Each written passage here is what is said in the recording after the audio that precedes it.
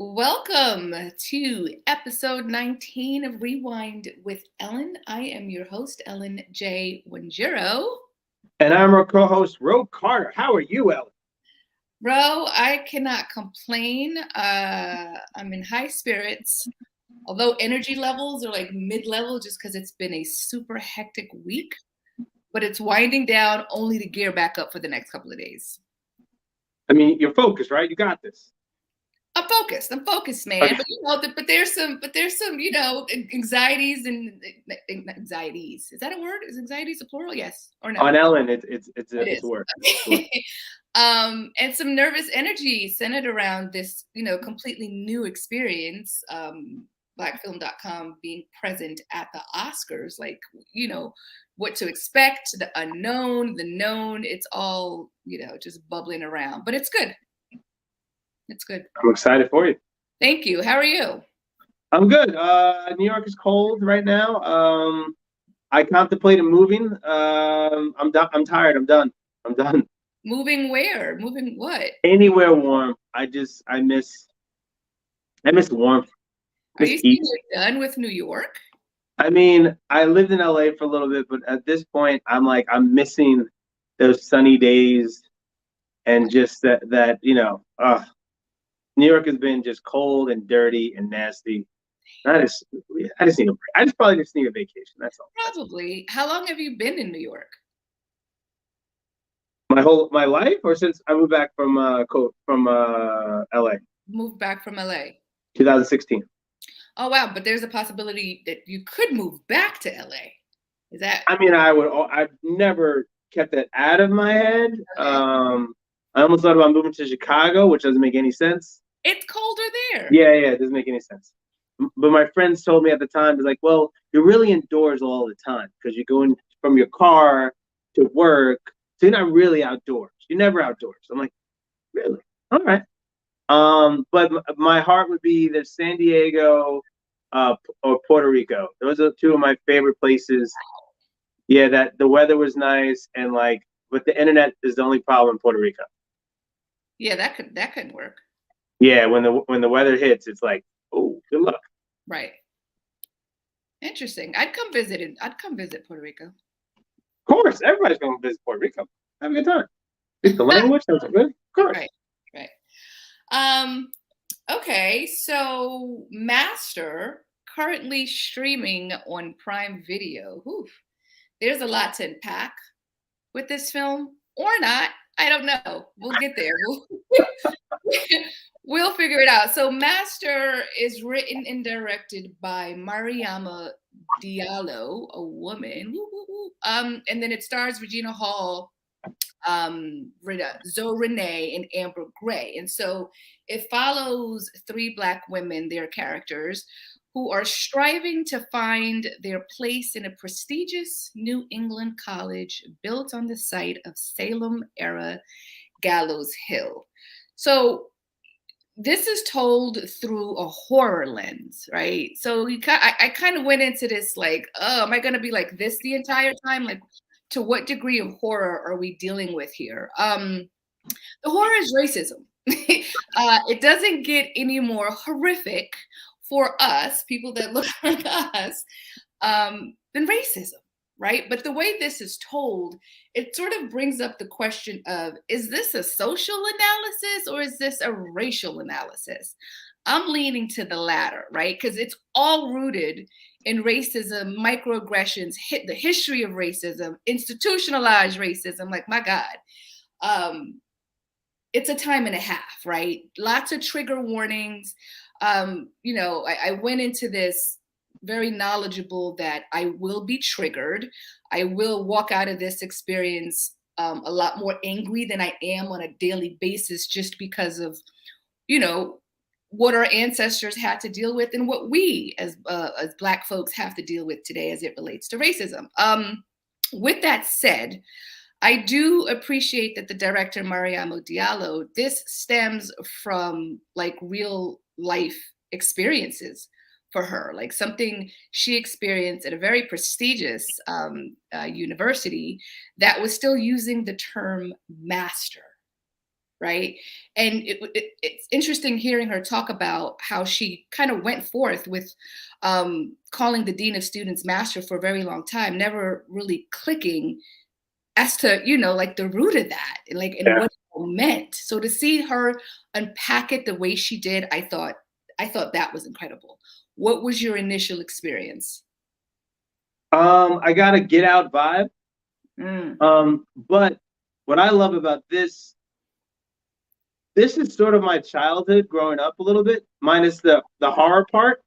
But okay. I was typically like the token black kid at the college I went to or the kids I hung out with. So what I love about the lens that I got to see from a female's perspective. Mm, I already know my perspective on it, but I got to see it from a female's perspective. So that was very interesting to kind of see like who do you confide to?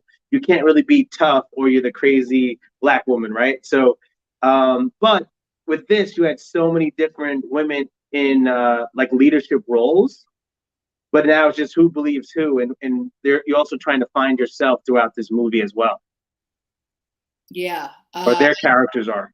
Right. And I do appreciate that, we're watching two parallel stories, right? Regina Hall's character and Zoe Renee's character sort of going into this new experience, to wide-eyed and hopeful, and maybe a bit oblivious to what, Yeah, lies ahead for them, right? But still holding on, whether it's ignorance or whether it's hope, holding on to the idea that I belong here, and by any means necessary, I will try to belong, at the detriment of my mental psyche and my life. Um, so, Regina Hall's character, Gail, she has just been instated as master and dean of students, and she discovers what lies behind the school's immaculate facade, right?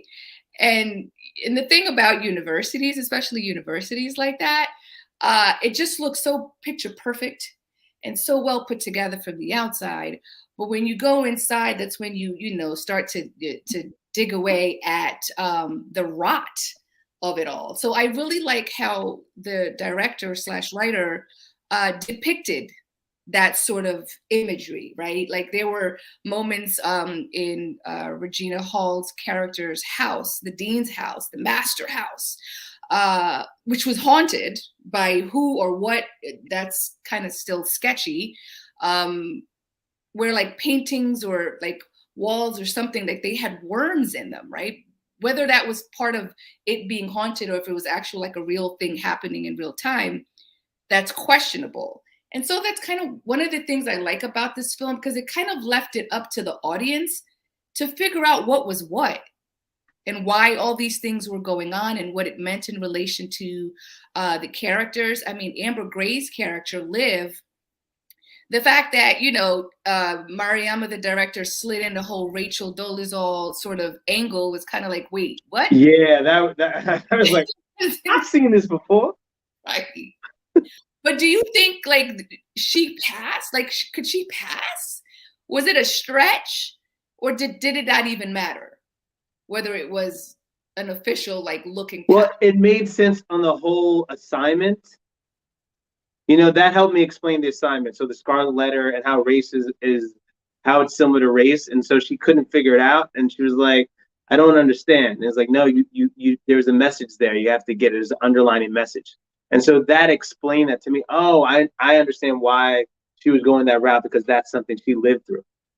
And until you meet the mom, that in the sit down with Regina Hall's character, Gail sits down with Liv's mother. Not fast forward too far, but you're like, oh wow, okay, now you're putting two and two together. Oh, that's why that made sense. Otherwise, I'm like, what the hell is going on here? That took a But it minute. made you think. It made you think. Definitely it did. And so to your point earlier before we went live, in terms of so many different storylines, I think it speaks to so many different experiences, right? And so we get to connect. Maybe we don't connect with Amber Gray's Liv's character, but maybe we could connect with Zoe Renee's character, Jasmine. She's a freshman. She confronts a new home that's cold and unwelcoming, and the way she's treated when she gets like the most intense scene for me was when she was getting dinner in the dining hall. And Mhm. you have this black cook or server who's super cheerful, super welcoming to all the white students. And she's just like, "Hey, baby, welcome, smile. You want some food?" To all the white students. And the minute Jasmine, black student, walks up, her entire facial expression just morphs into, I don't know if it's hatred. Um, I couldn't understand it. So the only rationale I came up with was, oh, you're one of me. Like, Or I you don't, think you're better than me? is it that? That's what I kind of got from it. Yeah, Exactly. like, oh, you think you're better than me? You're on the other side of this. So damn. But, not only do we get it from um, white people, but we also get it from ourselves, from our Yeah, counterparts. And yeah, that was heartbreaking. And so you imagine a young, impressionable student like Jasmine experiencing that. Like, that was, I think, one of the most heartbreaking scenes for me, and the reality um, of it all. And then, her haunting, the only person that wasn't haunted was Liv, but maybe yeah. she had her own inner demons haunting her, whereas Gail and Jasmine were haunted by entities. But I kind of feel like in Jasmine's case, Liv had something to do with that. Like, Liv played a part. Oh yeah, yeah. Behind the scenes, she was like, Because at the end, when she puts on the cloak, it's like, oh, you were the one that was following her, that led her to jump off of her bedroom window, roof, or whatever. I thought that was Liv. oh. Got to see the movie, people. Got to see the movie. I just learned something just now. Yeah, because the way they kind of touched on Liv putting on that cloak towards the end of the movie, I feel like that was a clue. Because, yeah. I mean, I was all over the place. The scene that hit home for me was when she comes home and everybody's in her room, Ooh. and Tyler, goddamn Tyler, uh, he said, "Who are you?" And then they just go down the list. I've been through this You where have? white folks compare you to like all the famous black people, like and so they're like, "Oh, are you this person? She's like, "What's my name?" Well, they're like, "Yes." And then they go down the list of like all famous black people's names, like, "No, that's not my name. No, that's not my name." And I'm just like, the ignorance of that. But that's happened to me. Just like, this is her true story. This has happened to her. So it was kind of interesting to see the other side of it, because I would be like, "Yo, you can go suck it, or go F yourself." Right.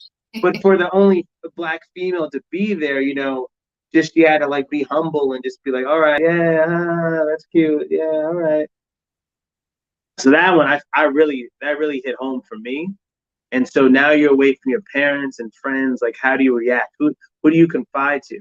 And so when she goes to Gail or goes to Liv, and Liv is like, "Well, you didn't get the assignment," and doesn't even, teachers that don't really take the time to explain to you or understand or even see it from your perspective, it's so frustrating. So, and Liv challenges her. Her teacher challenges her, is like, "Well, you're probably from this place. You really don't get how it works here." And she goes, "I'm from the suburbs, girl." She checks her right off the bat, which Right. I love. Like, hey, put some respect on my name. You know what I'm saying? I was valedictorian. Don't sleep on this. I'm smart. I know what I'm doing. And so I think we always have to prove, like you said, even with her getting food, right? We always have to validate ourselves with each other.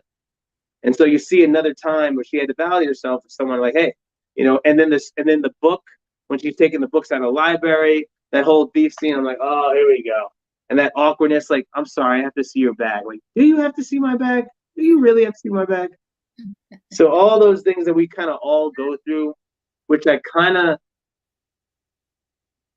love and hate, because certain movies like this won't get seen by the opposite people that need to see this and understand why it's difficult for us to function in these social environments, because we don't really have people that understand what we're going through. Or, like the teachers meeting, you have the really woke teacher who's so woke who doesn't even understand, what's Yeah. really going on. Like So I Liv. love that too, behind the scenes with the teachers. Right. Like Liv was that teacher. Like, her desperation to belong just had her in a whole other like stratosphere of insanity. The fact that this one scene really quickly towards the end, when she plays Meg the Stallion at the dean's party, like I was like, wait, what? What's happening? What? Who was he playing before that? What was this song? I was like, I actually love that song that he was playing before that. The complete opposite of Meg the Stallion. Yeah, but it was like night and day. I was like, oh, okay, all right. It was like yacht rock, like kind of like that kind of yacht rock vibe. And then she's like, "Hey, I just got tenure. Let's go." And then I was like, "Oh, wait a minute." And Regina Hall's character Gail comes in like, "Oh Lord, not today, Not not to, today." not after I just found out that you're a whole white woman perpetrating a fraud. Yeah, yeah. Like, let's not do that. Let's not play Meg the Stallion. Oh my God.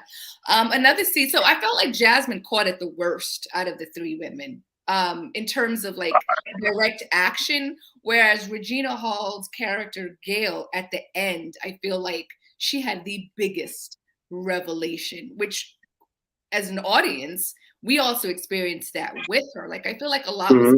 explained in that moment, right? Like, all the haunting, is connected to racism. Racism is it's a nightmare, right? That continuously haunts us. And so, what I thought was articulated well was that message, Yeah. right? It's a nightmare. It's a never-ending nightmare. It's everywhere. No matter where you look, no matter where you go or how you look, you will always be faced with it in some way, shape, or form. So this film did a good job navigating politics and privilege, I think, and what privilege looks like from various perspectives. Obviously, Yeah. the school, the institution as a whole, the professors, from Liv's perspective, even from Gail's perspective, and also Jasmine's perspective. I thought that was interesting. Yeah, and did you notice that there were no black men in this film until the very end? As the black men came in as the groundskeepers, like Keeper. Yeah. Yeah. they were the ones cleaning up as Gail walks out of the school, and that's the end scene. And I was like, huh, that's interesting. But it speaks to, I think, a point you made earlier. This is told from a female perspective. Yeah. Yeah. Which, well, like I said, I like it because you don't really now you're not worried. The man's not coming to save you. Right. You know, you've Mhm. gotten him out of the way. No, it's women fighting to make us realize that what's going on is not right. Right. And so we have to again see it through their lens and have a better understanding of what wow, this is what black women go through. Yeah. And we say they're the strongest, people out there and they're always fighting and fighting and fighting. It's like, okay, so when are we actually going to see it and open our eyes? And then that's a great point you mentioned earlier. Regina Hall has this great moment. That's probably the best moment in the film where she has this speech and she's just like, we have to open our eyes. It's all around us. No matter how we kind of invite people into this room, everything we're still making, this environment is still preaching to the old regime or holding that up high. Like, this is how it's been. Oh, yeah, we're letting you in here. Oh, yeah, to have fun. But this ain't going to change. The institution isn't going to change. Right. We're going to invite you in to see this is how we roll. But we're not going to change that model to you to feel comfortable. No, sir, Bob. So that was very interesting, just that detail there. And that sometimes we forget that just because a black person's out. I love when people used to always say, when Obama got into office, well, you had a black president. So that makes everything 400 years of slavery, all this history, a black man being killed at the hands of police over and over again, okay, because we got one man in office for 8 years. We did it twice. And that doesn't justify it at all. We appreciate you acknowledging that. Thank you so much. But that still doesn't change the situation. Yeah. It's a lot. It's a lot. It was hard. So definitely see it with a loved one. Definitely see it with a loved one or your white friends or your white, black friends. Mix it up. I mean, it'll be an interesting conversation afterwards. Party. It was heartbreaking to see Gail, Regina's character, come to the realization that she was really hired to be the maid, not the master. right? That line hit home. Ooh, Didn't he hit home, especially knowing how much pride she took in this position. She's a tenured professor. She has, you know, she has done what she needed to do to get to where she's going, or to get to where she was at. So for her to come to the realization that none of that it really mattered, right? Because they really didn't see her like that. I mean, there was one scene where they kind of made a joke about Barack Obama to her in terms of being the first Black yeah. I was house like, master, and the guy was like, "Oh, you know, but she's no Barack." Like, so they were they were these little microaggressions, man. They sound little on the surface, but no, but man, that's real though. This I've been a part. I've seen it. That the one thing I'll give this movie is that it's on point. There's no BSing. This is real conversations that people are having and don't realize how ignorant that sounds. You know, what's coming out their mouth about, like, oh yeah, oh well, she's not the first. or they do realize it, but they just don't care. I think that's No, no. I'll challenge that. I really will challenge that. so There are people. different levels. Yeah, there are different levels that people. Yes, there are definitely, but I think there's a whole group of people that have no idea what is coming out of their mouth is inappropriate whatsoever. I mean, I had a lady the other day that said, "Oh, you guys look alike," and I'm like, and I mean, if you were to see it as another Black person one on one, if you were to see it, she's like, these brothers look nothing alike whatsoever. But again, that's her ignorance, but she didn't mean it in a disrespectful manner. You know, not at all. She was like, "Oh, you guys look alike." I was like, "Thanks so much. Have a good day." You know, so I can't fault her for that. She's being kind and courteous, but she doesn't realize her kind and courteousness is also disrespectful, coming off, you know, a bad way. That she has no clue that we'd be taking it wrong. Or someone says, like, sometimes I get weirded out when someone says like boy or hey boy, and I'm like, Ooh. and again, I know they don't mean it that way, but they don't even know that can be interpreted another way. So what are we taking in our time to really educate ourselves about, oh my God, what words are kind of trigger words for certain people? But that's a different generation though, right? So our generation is triggered on different words that the younger generation be like, oh, what's up, boy? How you doing, man? What's up, boy? You're like, yo, what? So it's different. The most recent scenario that I kind of had to check my emotions about, and then subsequently check that person about, was they used the word lynch, right? So this is a white woman who's saying, "Oh, I wasn't gonna let them lynch her, like lynch somebody else," right? And she's saying this to a black, you know, subgroup, right? And so what I had to explain a couple of days after just processing my feelings about that, you know, centered around a much larger issue. And I said this to this person. I said, listen, I need you to understand that you, as a white person, when you say that to a black person, the images that immediately get conjured up are black bodies hanging, right? So it's a very different experience for us, right? And you would have thought I just said I discovered gold in my basement. You know what I'm saying? Like, it was like this newfound concept, but they're not thinking about that, right? And they don't feel like they have to. But also, it's not up to us to educate them on it. Like, there are so many resources out there for folks to figure out what it is and what it ain't. So yeah, I say all that to say that there's so many trigger words that I don't know that we're even aware of. Yeah. Until we experience it and we feel how we feel. Anyway, but I digress. So, you know, one of the biggest things about this film, going back to something I stated earlier, the name of the film is called Master, right? And the fact that schools used this term, right, and made students, black students, white students, whatever students, refer to deans as masters. Like, what? Keeping in mind that master is associated with slavery and oppression. So like, how did this go on for so long? Especially in this one particular prestigious school. I think it was just recently, within the last 5, maybe 10 years, that they canceled out that term in that particular school. It's kind of mind-blowing. But moving on, the themes that stood out to me in this film were invisibility, right? Which is something we often feel as Black women.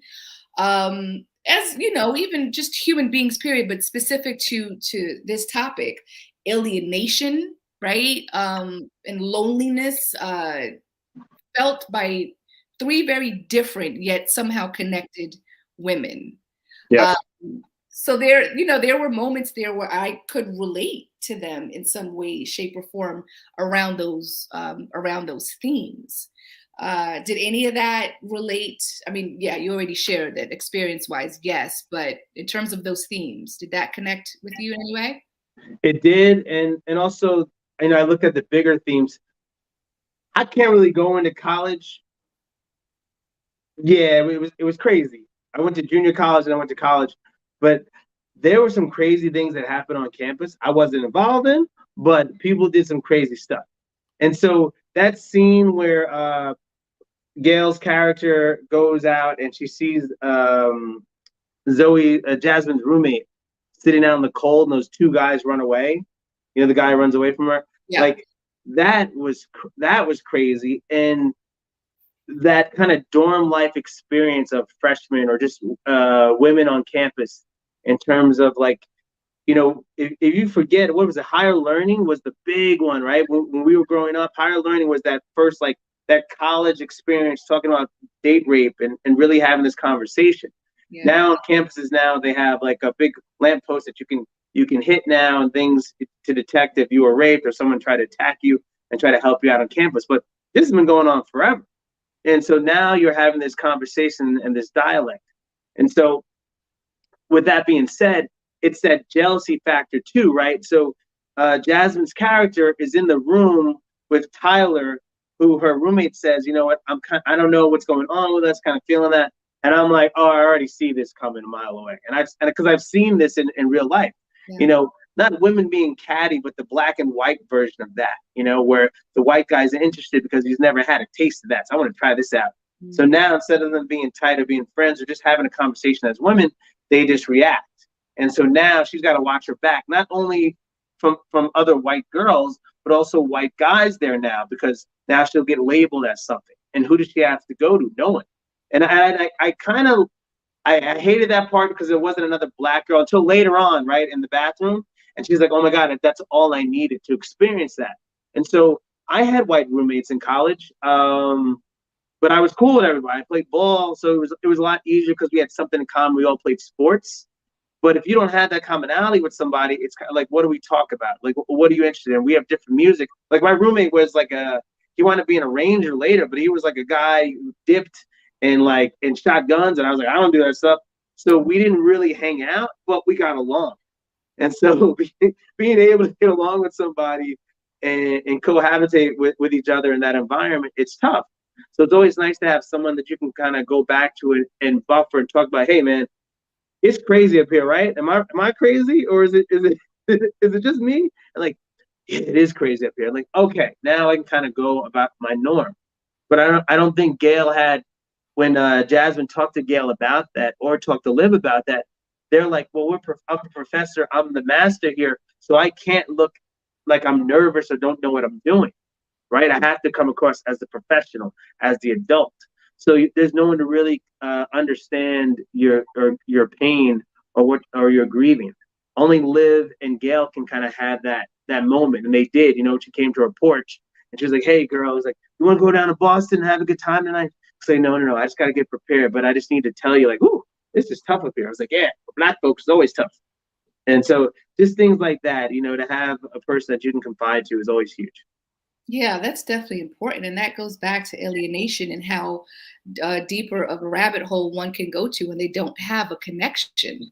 And even though, the connections between Liv and Jasmine, that was all surface because Yeah.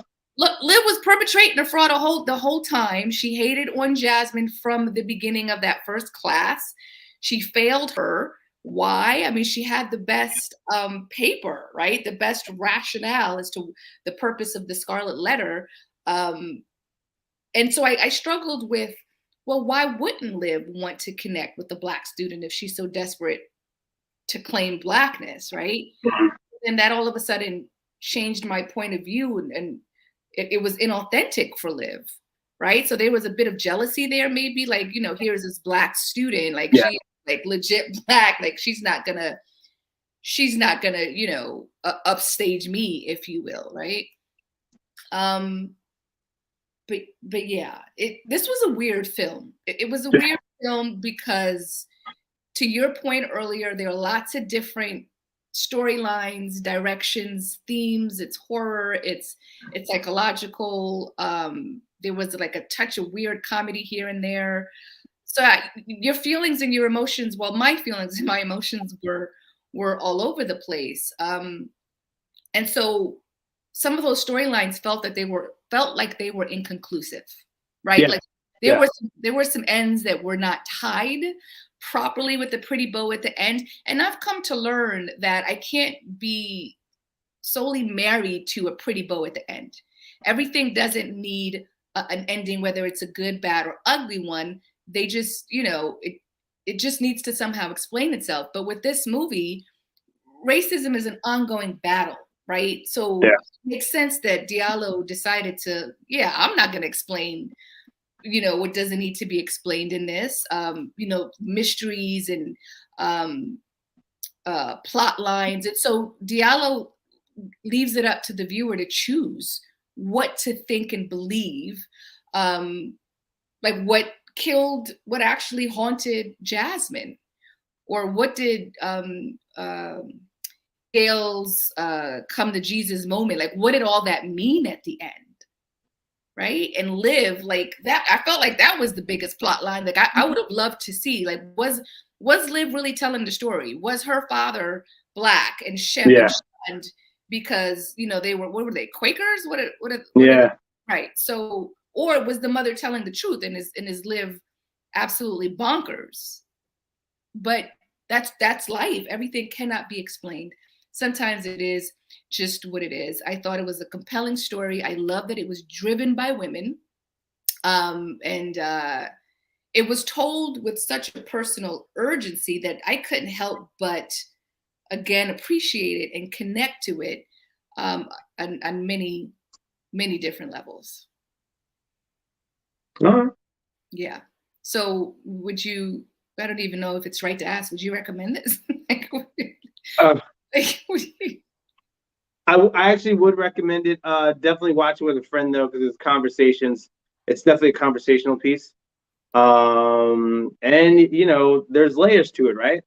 You know, like you said, you know, that was the best, you know, watch this, then watch the movie, because Ellen just explained it, because I was like, what the hell? And what's going on here? But again, you know, it doesn't need to be explained, right? Because it's still ongoing. Racism is still ongoing to this day. So we can say, well, it's because of this, because of that. It's like, well, it's still going on. So we have to know how to learn how to navigate that the best we can. And maybe that's to our own demise, right? Because we try to navigate it so much. You know what? It's going to the mic drop right there. Thank you, Ellen. That's me. That's me. I'm done. Thank you so much. Appreciate you. That was actually quite perfect. We'll be forever haunted by racism. That's the basis of the film. Period. All right, that's all I got on Master. If you haven't seen it, please check it out. It's on Prime Video. I think it's worth watching, and it's worth discussing. It might spark some controversial conversations depending on who you're watching it with. But I think it's worth the conversation. I think that's worth the battle, if you will, if it's going to foster some new thoughts. And Ellen gonna break up some households tonight. I don't want to do that. Anyway, yeah. So as always, thank you for watching. We are actually taking a short hiatus next week. We will be back the following week with episode 20. Jesus, we're on 20 already. April. Officially spring. I'm looking forward to some warm weather and some please bring that back with you, Ellen. We need you to go to LA and bring it back. And we got to get some Ellen moments. You got to be on the phone, on the gram. You got to give us some Ellen moments. So about that, the Oscars are really strict about that in the moment. So I'm So I got to figure out how to. Well, they don't have to be like, it's just your moment. It doesn't have to be a moment with someone else involved, but just give us an element moment. This is my moment. I'm having a drink. You know, we'll figure it out. In the moment, I'll figure it out. There you go. There you go. Yeah. Good luck. I'm proud of you. Nice job. I know you're going to crush it out there. So can't wait to talk about it when you get back. I appreciate you. Have a wonderful weekend, and I will see you in 2 weeks. See ya. Thank you for watching, everyone. Have a good night. Bye.